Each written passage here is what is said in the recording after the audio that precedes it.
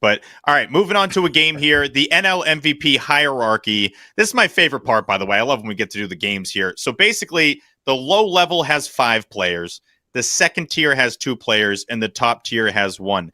I'm going to go in order of the players here, so you're not going to know necessarily who's coming up next. So this is a little bit of a guessing game.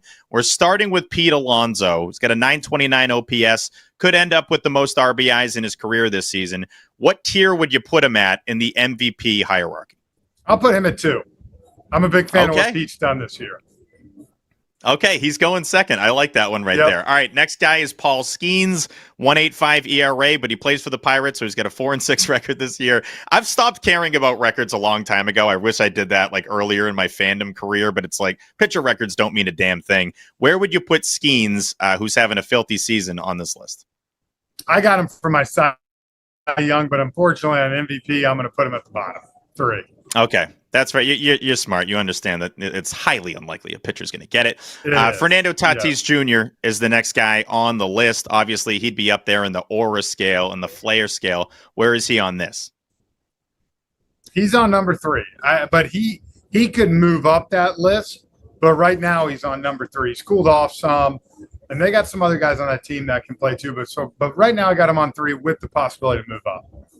That feels fair. I like how you've played this so far. We got Pete Alonso's buddy, Francisco Lindor. Where does he rank on the chart here? 3. I love Francisco. I hope he gets to start his first All-Star game this year. I think it's well-deserved. But right now, I got him at 3. Interested to see where you put the next guy, Ronald Acuna Jr. That first spot, I think I know who you're saving it for, but where is Acuna here on the list? That first spot, I'm saving it for somebody. He better come up, or I'm going to have nobody on the top spot. But you're like, this game sucks if that guy doesn't come up. Yeah, I'm going to put Ronald at 3 only because he's missed time, obviously with that injury, and just it's going to penalize him with the Braves not being great. I mean, 2023 when he won that MVP, I know he was unanimous and it should have been, but the Braves won 105 games, had all those offensive records. So your team does matter in this. So I'm going to go 3. All right, next guy up, Kyle Tucker, fitting in perfectly fine in Wrigleyville. He's got a 912 OPS, and I'm sure Cubs fans want to keep him around. Where would you have him here? Kyle Tucker could be there at number 2, but I am going to put him at 3 because I think I know who the last 2 are, and they're going to slot into 2 and 1 for me. So the next guy is PCA, and I got to say, Frenchie, I was a little uneducated. I got this hat last week at Wrigley, went to a Cubs game. He's the mayor of Chicago. I did not know that. Being a Boston fan, though, I'm kind of impressed you're wearing that. No, it's NL stuff doesn't matter as long as it's not like the Mets or anything like that. Like the Cubs are fine. So, but again, he runs that park and that whole area, and they're doing MVP chants and all that. So where is MVP on this list? Number 2, man. I'm putting PCA at number 2. I think the energy, the edge he's bringing right now. And again, I look at the whole package, right? The one thing he can do is you look at the power, the ability to be athletic, running the bases, all that stuff. He's kind of checked all the boxes on that. So for that Cubs team right there, I got him at number 2. I don't think on Savant they have like coolness factor, but he would be way up there. Everything he does, a little bit for swag too. That's what I'm saying. Absolutely, 100%. He's got. And then I think I can go ahead and finish this because I'm going to finish it as long as he stays healthy for the next 4 to 5 years. Okay. This guy's going to win the MVP. Shohei Ohtani. Yep, Shohei Ohtani is last. It's funny that the last guy you don't even really have to talk about. It's like obvious. No, and it's like, do I need to say what I need to say? But I'll say this. We're talking just hitting. If he continues to pitch at all this year and give them innings and stuff, it's a landslide. He is ridiculously talented, and he's actually involved in our next question here. Curious what you have to say about this one.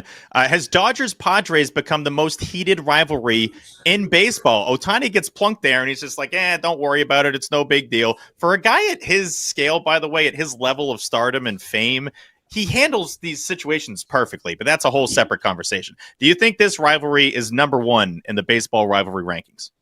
Yes, and I don't think it's very close right now. I mean, these two teams truly do hate each other going for years now. But between the playoffs last year, the Padres want to knock them off and kind of be that team on the West Coast. And I'll tell you what, if we can have a UFC fight between Mike Schilt and Dave Roberts, dude, I am here for it. I'll buy front row tickets and be there. I mean, those two are.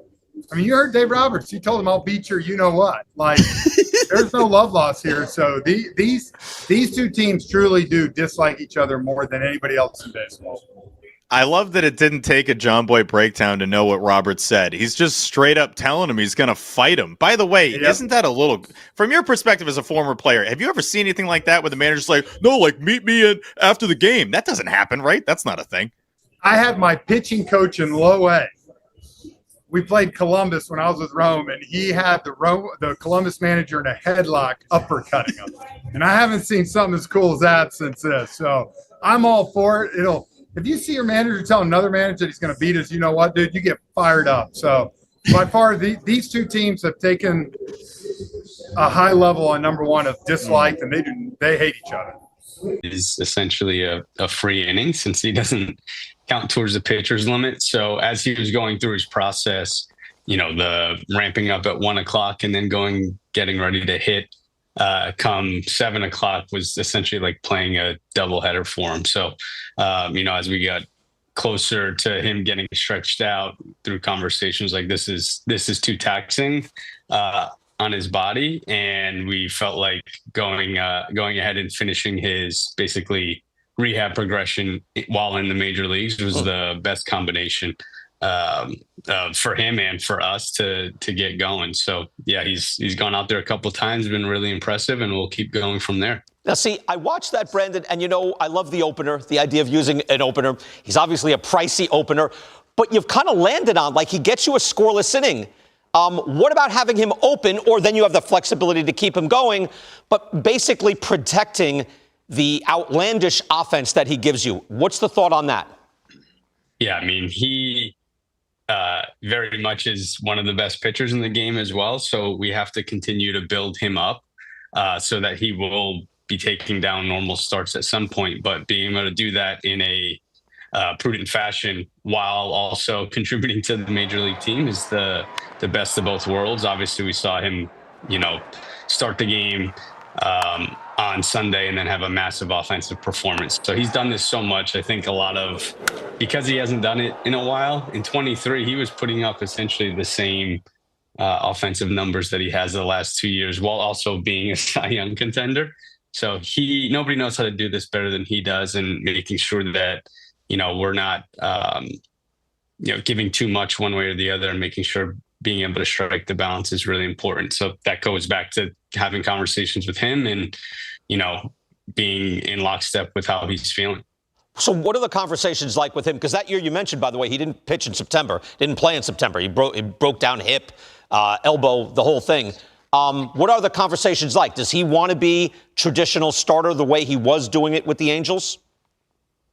Yeah, at some point, I think it's very much taking it how he feels coming out of every outing and seeing where he's at, taking a few days to assess, and then we can make our decision from that point. Like I said earlier, that's the beauty of having him on the rosters. It doesn't affect anybody else. We don't have to drop in, somebody because of it. Any inning that he can give us is only a positive. Especially if he's starting the game.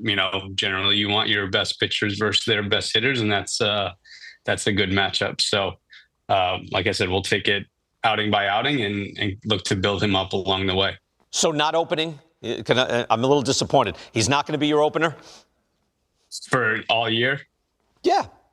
And the playoffs. Yeah, he'll be a starting pitcher. Okay. Yeah. You do whatever you want at that point, but you want a few more innings out of him. Fair enough. Is relieving off the table? Is any chance of that? Any thought of that being a relief pitcher and a position player?